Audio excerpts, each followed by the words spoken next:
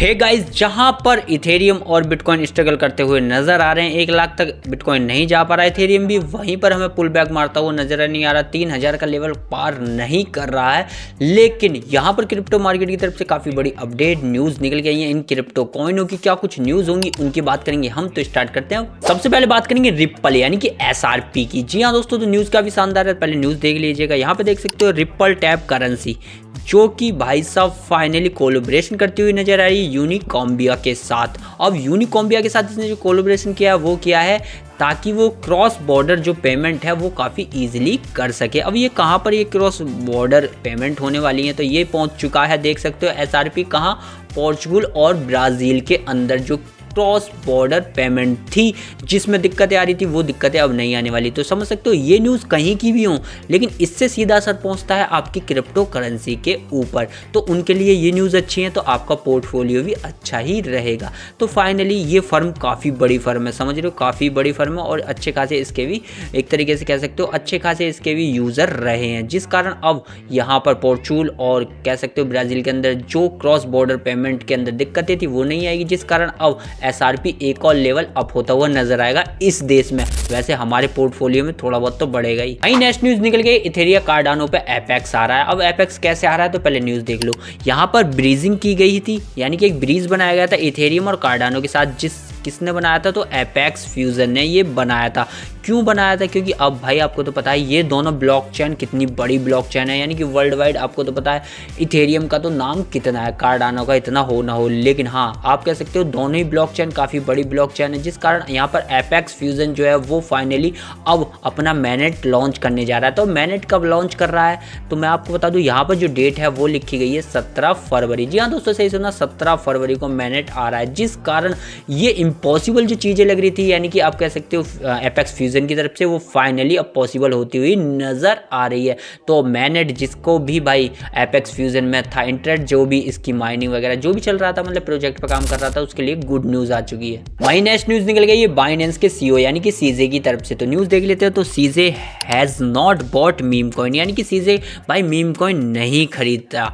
जी हाँ दोस्तों, वो उन्होंने अभी कहा है। क्यों कहा है, क्योंकि हाल फिलहाल के अंदर मैं आपको बता दूं TST नाम का एक मीम कॉइन लॉन्च हुआ है, जो कि बाइनेंस पे हुआ, दबा के भागा भी था, जिस कारण यहाँ पर हमने कल आपको न्यूज़ भी दी थी, जहाँ पर बताया था सीजे कह रहा था मुझे कोई प्रॉब्लम नहीं है मीम कॉइन खरीदने से। लेकिन अब वो इस न्यूज़ के अंदर कह रहा है कि कब TST लॉन्च हुआ ये मुझे भी नहीं पता, समझ रहे हो। तो उसने कहा है कि उसे नहीं पता कब TST कॉइन जो है उसी के एक्सचेंज पे लिस्ट हुआ, उसे नहीं पता। और कल कह रहा था मैं खिलाफ ही नहीं हूँ, समझ रहे हो यार, ये स्ट्रेटजी होती है और मीम कॉइन के अंदर ये न्यूज़ ही यहाँ से पंप और डंप कराने में काम आती हैं। तो समझ रहे हो भाई, सभी एक तरीके से ये पॉलिटिक्स चलते हैं क्रिप्टो मार्केट के अंदर। कभी सोचो कि हर एक आदमी साफ सुथरा है, ऐसा नहीं है। तो यहाँ पर देख सकते हो बाइनेंस का जो CEO है वो भी कुछ ऐसी बातें कर रहा है आजकल, तो कुछ ऐसा ही लग रहा है। लेकिन हाँ आप कह सकते हो कि इसका सीधा असर TST कॉइन पे भी होता हुआ नजर आएगा, जो फिलहाल बाइनेंस पे लिस्ट हो चुका है। वहीं बात करेंगे नेक्स्ट न्यूज जो काफी शानदार क्रिप्टो मार्केट के लिए, तो स्वीडिश की एक काफी बड़ी फर्म। जी हाँ दोस्तों, न्यूज देख सकते हैं जो कि स्वीडिश की पेमेंट फर्म है और काफी बड़ी ये फर्म पे फाइनली क्रिप्टो मार्केट में आने जा रही है और फाइनली ये लिस्ट होने जा रही है, क्योंकि इसका ICO आ रहा है। और मैं आपको बता दूं भाई, देखो ICO आ रहा है, और तो उससे पहले आप जान लो ये एक फिनटेक फर्म है, जहां पर भाई एक तरीके से कह सकते हो पेमेंट फर्म होती है, उसे ही फिनटेक में आप जोड़ भी सकते हो, जहां पर पैसा लेन देन होता है, जैसे कि आपका फोन पे और पेपाल वगैरह है, तो इस टाइप से ही। तो ये स्वीडिश की काफ़ी बड़ी पेमेंट फर्म है जो फाइनली क्रिप्टो मार्केट में इंटर करने जा रही है। अब ऐसी फर्म इंटर करेगी तो सबसे बड़ी बात और दिक्कत वाली जो बात होती है वो पेमेंट की होती है, जो इंटीग्रेशन में भी दिक्कत आती है और पेमेंट को लेन देन में भी दिक्कत आती है। तो वो सारी दिक्कतें ऐसे पेमेंट फर्म के पास अगर क्रिप्टो मार्केट में ये फर्म जाए तो यहाँ से कह सकते हो इन चीज़ों में दिक्कतें नहीं आती, जो सबसे बड़ी दिक्कतें होती हैं। तो फाइनली अब ये फर्म जा रही है, क्योंकि इसके पास लगभग मैं आपको बता दूं 85 मिलियन यूज़र हैं वर्ल्ड वाइड। 85 मिलियन यानी कि 100 में 15 मिलियन कम।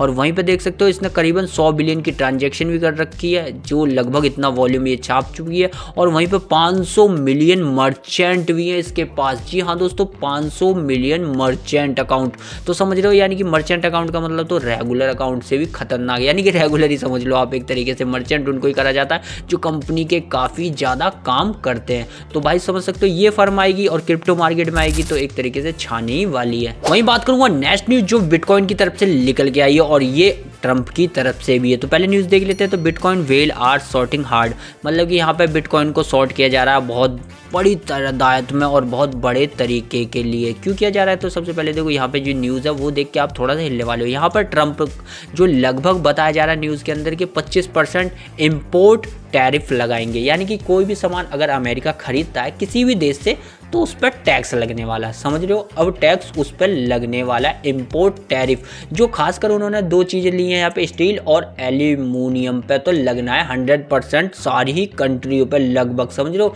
यहाँ पर आपका इंडिया भी आ जाएगा, समझ रहे हो, क्योंकि भाई सबसे ज़्यादा कनाडा ही देता है और यहाँ पर देखते हो चाइना देता है, लेकिन इंडिया भी 926 के आसपास यहाँ पर देता है। तो समझ सकते हो सब पे ही टैक्स लगने वाला है, जिस कारण यहाँ पर बिटकॉइन की भी एक तरीके से सॉर्टिंग हार्ड होती हुई नज़र आ रही है।